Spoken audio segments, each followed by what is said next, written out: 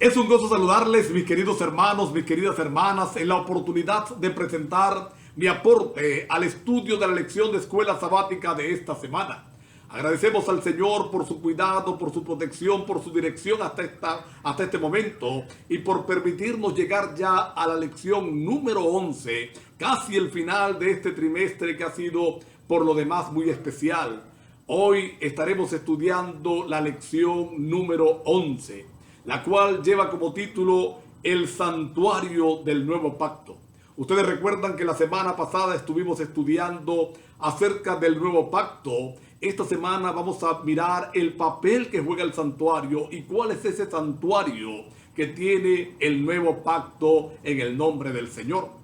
La lección la inicia el autor con una ilustración interesante. Dice que era una noche sin luna, entenebrecida por completo, oscura por demás, y en esa penumbra estaba caminando Fran.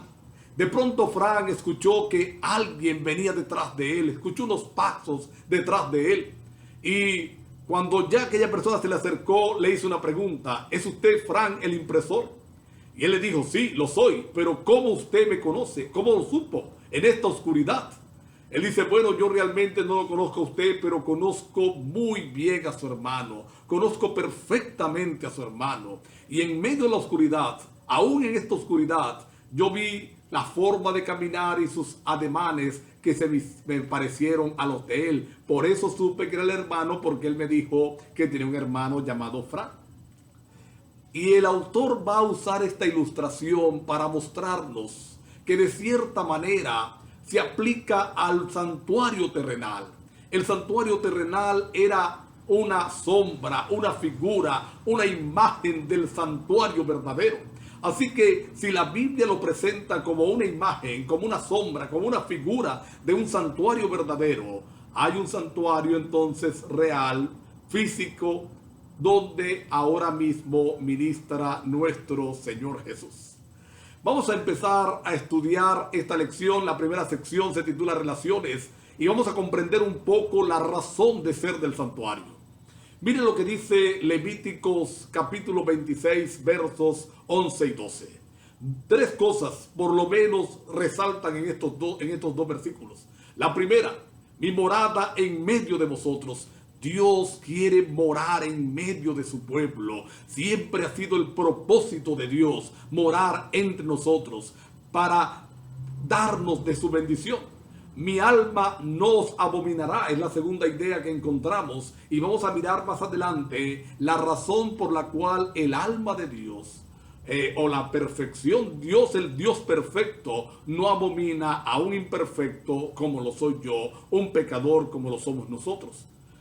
Y sigue diciendo: yo seré vuestro Dios y vosotros seréis mi pueblo. Así que vamos a encontrar en estos dos versículos un resumen de lo que habla toda la Escritura, de lo que desarrolla toda la Biblia, el deseo permanente de Dios de venir a morar con nosotros, de morar en nuestros corazones, de ser parte integral de nosotros, ser nuestro Dios personal. Y aquí vamos a encontrar una diferencia abismal con los falsos dioses, con los dioses paganos que las otras naciones adoraban. Porque el Dios de los cielos, el Dios verdadero, es un Dios que desea relacionarse, desea comulgar con los seres humanos, desea buscar al pecador.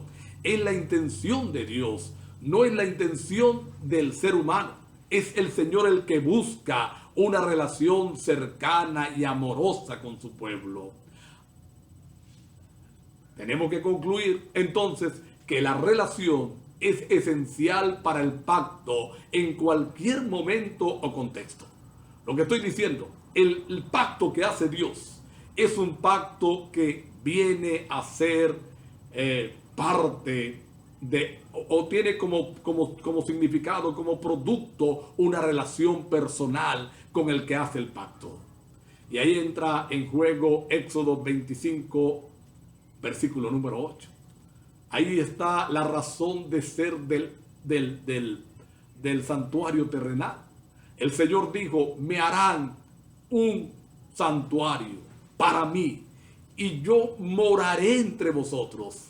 Así que el santuario tiene como intención final el mostrar el hecho de que el Señor quiere tener una relación personal con cada uno de nosotros, que el Señor desea caminar con cada uno de nosotros, morar en medio nuestro. ¡Qué bendición!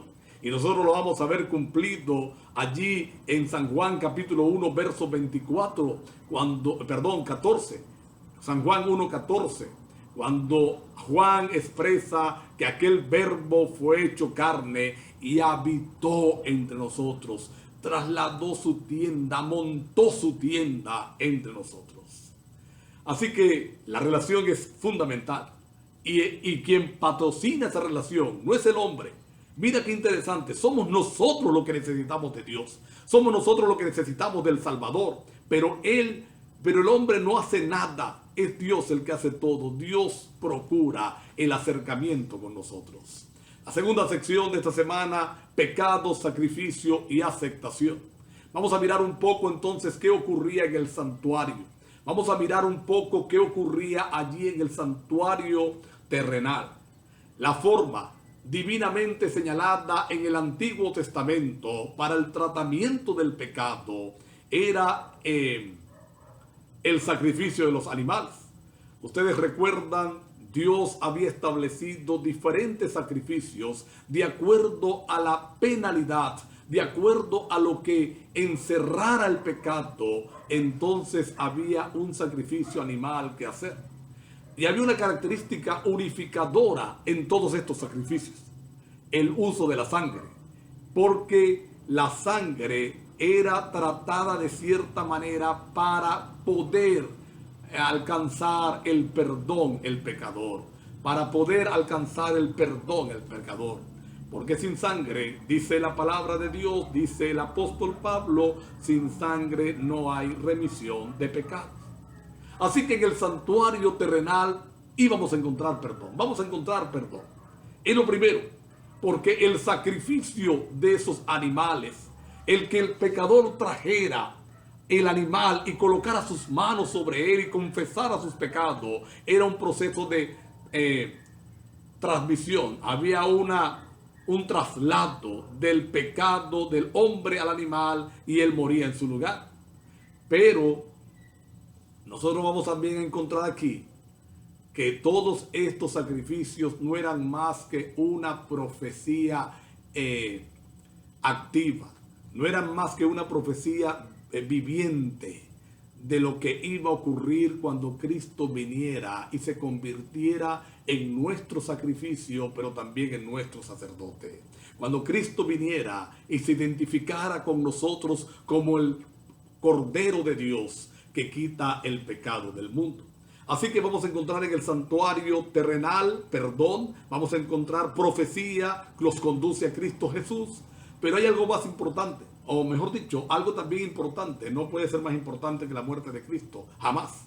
Pero otra lección que podemos aprender es el hecho de que en el santuario se significaba, se mostraba, se ejemplificaba el costo del pecado. Porque ustedes recuerdan que la economía hebrea era agrícola y ganadera. Y el animal era parte del patrimonio, era parte de su capital. Al ofrecerlo, el Señor estaba ejemplificando lo costoso que es el pecado y lo que iba a costar la redención del ser humano, que no es otra cosa que la sangre de Cristo Jesús, nuestro Señor. Y por eso la próxima sección de esta semana se ha titulado La Sustitución.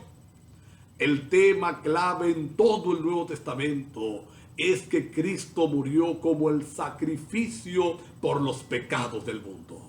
Cristo murió en el lugar del pecador. Cristo ocupó en la cruz del Calvario el lugar que tú y yo merecíamos tener.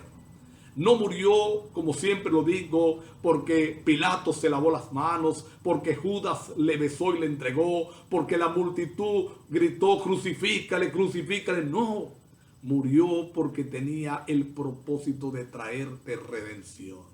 Así que la sustitución es la clave de todo plan de salvación. Cristo muere en mi lugar, ocupa mi lugar, paga la penalidad del pecado que yo debía pagar. Y aquí yo quiero enfatizar, porque a veces nosotros podemos llegar a pensar que Cristo simplemente murió como nuestro sustituto, como no, pero los pecados siguen siendo nuestros. Cuando fueron cargados en la cruz, Cristo se convirtió en un pecador. Él cargó literalmente los pecados. Fue juzgado, fue tratado como si él hubiera adulterado, hubiera asesinado, hubiera mentido. Todos los pecados que podemos, hubiera sido orgulloso, egoísta, todos los pecados, él los cargó literalmente en el santuario. Y me gusta una declaración que aparece en este día de Elena de White, inspirada por Dios. No tenemos que desanimarnos y no debemos pensar jamás que no tenemos un sustituto en Cristo Jesús, que nuestros pecados son demasiado grandes. Al contrario, el hecho de que yo soy un pecador es lo que justifica a un Salvador. Así que bendito sea el Señor que me proveyó de ese Salvador especial. La próxima sección de esta semana se titula El sumo sacerdote del nuevo pacto. Y vamos un momentico al santuario terrenal. El pecador llegaba con su cordero, colocaba sus manos sobre él y confesaba sus culpas. Luego aquel cordero era sacrificado por él. Pero date cuenta, mi hermano, date cuenta, mi hermana, mi amigo, mi amiga, que el servicio no terminaba con la muerte del animal. El servicio no terminaba cuando el cordero era sacrificado, no. Ahora empezaba el proceso de la sangre y de traslado al santuario de esos pecados que contaminaban el santuario, y que una vez al año, entonces el día del Yom Kippur, el día de la expiación, aquel santuario era purificado. Al igual como como ocurre aquí, entonces la obra de redención de Cristo, la obra de redención de Cristo por el hombre, la obra realizada por Cristo a nuestro favor, no terminó en la cruz. Comenzó en la cruz. Luego viene todo ese proceso. Cristo es nuestro sacrificio. Cristo es nuestro sacerdote. Pero fíjense que ahora, bendito sea el Señor, no solamente es sacerdote, no solamente sacrificio, sino que intercede por nosotros, sino que está a la diestra del Padre, trayéndonos la oportunidad de salvación. Con razón el apóstol Pablo exclamó: ¿cómo escaparemos si descuidamos una salvación tan grande? Un costo tan extraordinario y un accionar tan extraordinario de parte de nuestro Dios. La última sección de esta semana, el ministerio celestial. Como lo estamos diciendo, Jesús no solo pagó la deuda del pecado al morir, sino que ahora es nuestro intercesor. Miren qué interesante. La justicia perfecta de Cristo nos ha sido imputada a través de la fe. Cuando le recibimos, cuando le aceptamos, esa fe trae salvación. Y Cristo es nuestro intercesor ahora. Obra para que le aceptemos y para que seamos perdonados. Cristo cumple toda la economía hebrea manifestada en el santuario terrenal, toda ella la cubre el Señor. Vamos a entregarnos hoy a Él. Vamos a pedirle hoy al Señor que nos ayude a aceptar ese sacrificio precioso y a entregarnos por completo a Él. Aprovechemos el santuario celestial. Aprovechemos al Cristo que es nuestro sumo sacerdote, que intercede por nosotros para encontrar salvación. Que Dios te bendiga ricamente hoy, mañana y siempre.